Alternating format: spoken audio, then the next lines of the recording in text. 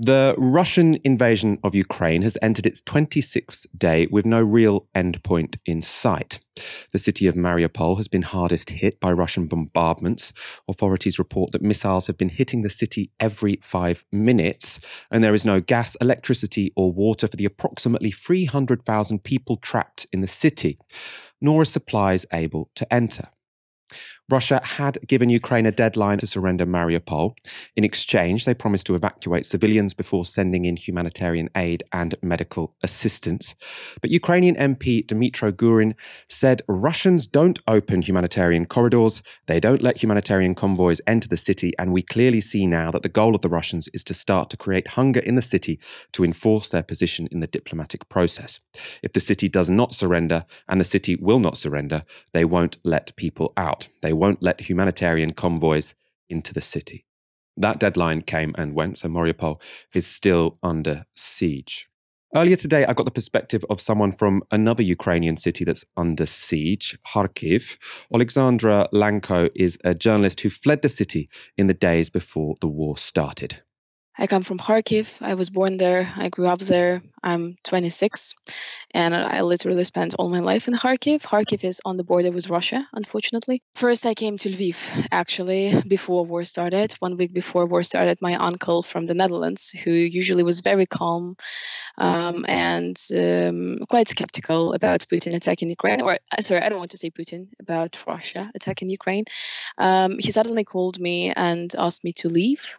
And when he called me, that looked like a bad sign, because that was something very unexpected. So my partner and I went to Lviv first. And on the second day of war, we went to Poland, which seemed to me like the worst decision that I have ever made. And it kind of still feels the same way. I really didn't want to leave Ukraine. And I felt like I was betraying Ukraine. I'm not sure if past tense makes sense here, because I still sometimes feel this way, but now it is a bit better since I found things to do here in Poland. Very interesting to hear that you regret leaving, because normally we're hearing in the news people who are struggling to leave places like Kharkiv, places which are under bombardment by the Russians. So what would you have done differently? When you say you regret leaving, what do you mean? No normal person wants to experience war, and this is obvious. And I'm not one of those crazy people who actually want to sit somewhere in a bomb shelter all day long. That makes no sense. And I'm not a doctor. I'm not in military. I'm not a volunteer. So I don't believe that I would be useful.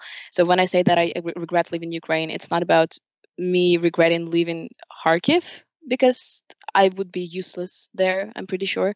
But it's about me regretting leaving Ukraine. All of us, we are very grateful to Polish people for all the support that they're showing us, and we will never forget this.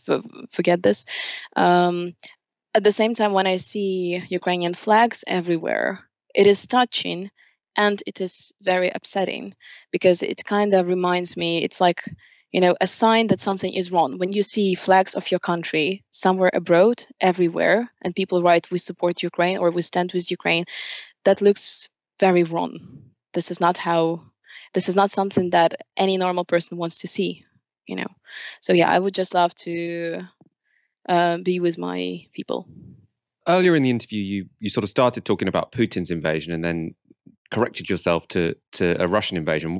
What was that about? Why are you keen to say this is a Russian invasion, not Putin's invasion? There is a narrative right now in Western media, from what we see, that Russians don't mean Putin, and Putin does not equal Russia in general. And can I swear a bit? Is it possible? You can swear, it's fine, yeah. Okay, so this is bullshit. That doesn't work this way. Putin doesn't bomb Ukraine sitting on a plane. Putin doesn't, touch some special button somewhere, sending missiles to Ukraine. Putin is sitting somewhere in a bomb shelter, in a bunker, shitting himself probably all the time, because he understands now that there is no way out of this situation for him.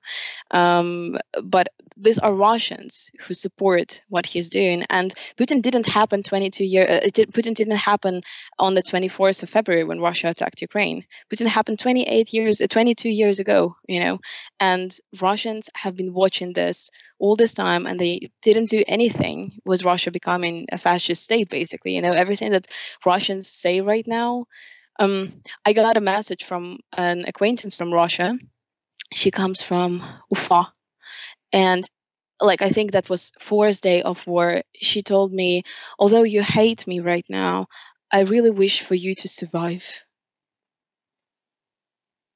Now, this is, thank you, I suppose. How do you react? So, and all the surveys that are being organized, I'm sorry, in Russia right now, they show huge support of what Putin is doing right now with Ukraine. And so that really doesn't let us speak about Putin existing separately from the rest of his people. I suppose an argument against that would be that, Putin is authoritarian in his own way. People who go out to protest end up in jail. Independent media is being shut down. And I suppose also from a pragmatic angle, people would argue that we want to, I suppose, divide Putin from the Russian people, because that means it's more likely that either he falls or he decides that this war has to end. Do you not see that as potentially a strategically useful distinction to make between Putin and the Russian people?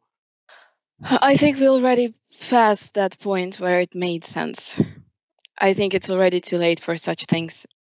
I understand Europe, I understand the US, I understand all this pleas and foreigners trying to say, Russians, we know that you're good deep down and all of that. And of course there are good people there, and there are honest and brave people there, and we see them. Everybody who is protesting right now against the war, they are our heroes, and we see them and we are grateful forever. The same thing as with Poles and all the countries that are helping us right now. But if your protest is just in your kitchen with your friends, maybe, or you just post a picture on your Instagram saying no to war, this is not protesting. Could we talk about how you see this war developing? Are you essentially waiting for a Ukrainian military victory? Yes. I do believe that Ukraine will win this. The only question is at what cost? I know that they have the power to destroy cities, and this is what we saw in Chechnya, and this is what we saw in Syria as well. This is what scares me. My grandparents are staying in Kharkiv in a bomb shelter. They haven't showered for several days now. There was no water yesterday, and my grandparents, from what I know, they haven't had any electricity for 10 days or so. I haven't talked to them for 2 weeks probably. So I really think that Ukraine can win this thing with the support of our allies.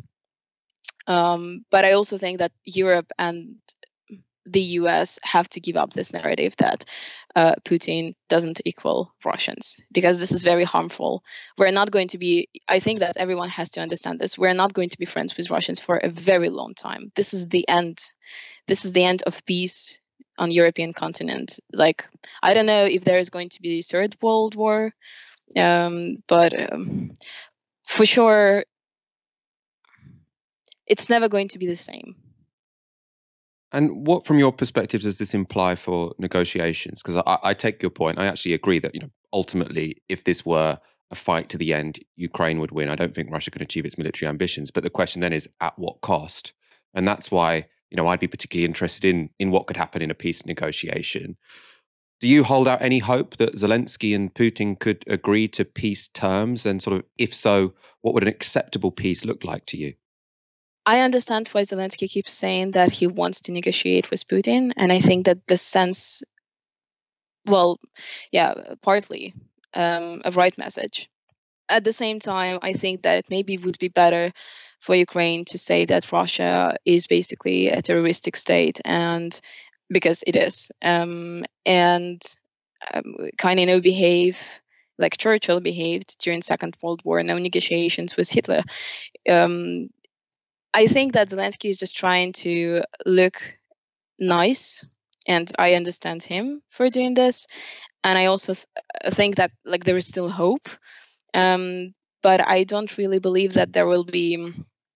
I mean, you can't fight fire with fire, but I don't believe that there is a non-military way to defeat Russia. I mean, I really don't believe that that what Russia can say is actually negotiable. Plus, everything that they want Ukraine to do, denazifying us, and also, shortening the amount of soldiers and more rights to Russian language. All of these things are not possible. And the more they speak about this, the more we just, we understand that it's impossible for us to have any normal relationship with Russia. So in my opinion, I think only power can hold Russia down. There is no other way. But of course, still, I understand Zelensky, and I think that he's doing the right thing. Although, of course, it would be really nice to see him behaving even more like Churchill and saying, sorry, we're not going to speak with them because they're crazy. And yeah. Interesting, those examples you chose. You said, rights for Russian language, that's never going to happen. That's been sort of touted in the media I read as sort of the incredibly doable one. Of course, Zelensky can say, yes, we'll enshrine rights to the Russian language in the constitution. You don't agree? I don't agree. No. As a person who spoke Russian 20 years, that was my mother tongue. I switched to Ukrainian in 2016 for many reasons, but like the most important reason was ideological. I didn't want to speak this language.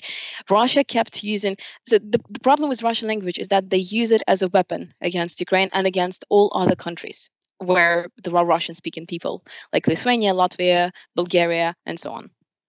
And I switched to Ukrainian because I didn't want them to use me as an excuse to attack Ukraine again. And when the attack began again in February, a lot of my Russian-speaking acquaintances and friends, they just said, okay, so this is the end for me in Russian. I don't want to speak this language. I don't want them to protect me, or whatever, to help me. I don't need their help. So this is actually a very interesting thing. Putin has said so many things about supporting Russians or like supporting Russian-speaking people in Ukraine and protecting them. But everything that he's doing or everything that he has been doing for the past 8 years actually gives the opposite effect. It backfired. He wants to protect Russian-speaking people, and then he bombs Kharkiv, which was, well, mostly Russian-speaking, and Mariupol, he just destroys it. And I don't believe that any of those people still want to be with Russia in any meaning. It's not just about, being inside of one border, but it's also about having, sharing culture and language and so on. So I really think that this is the end for Russian culture in general. No Tolstoy, Dostoevsky. We have our own Pushkins. We will be fine without theirs. But I mean, there'll presumably be some people in Ukraine who do want to keep those parts of Russian culture, right? So, I mean, you wouldn't want to end up in a place where you're sort of demonizing anything Russian when you're in a country where lots of people have Russian backgrounds. I see what you're saying in terms of Putin's, attempt has backfired, but there's potentially a danger in leaning into that, no? Yeah, of course, it's like this is not my place to tell other people, you cannot read Pushkin anymore, or you cannot speak to your Russian relatives anymore. Of course, this is not what I'm doing here. I just believe that the position that Russian culture in general, not just language, had in Ukraine, it's not going to be the same. It's going to decrease. And I find it wonderful because Ukraine, for a very long time, Ukraine was a part, like it basically was occupied by Russia in many different ways. First Russian Empire, then USSR.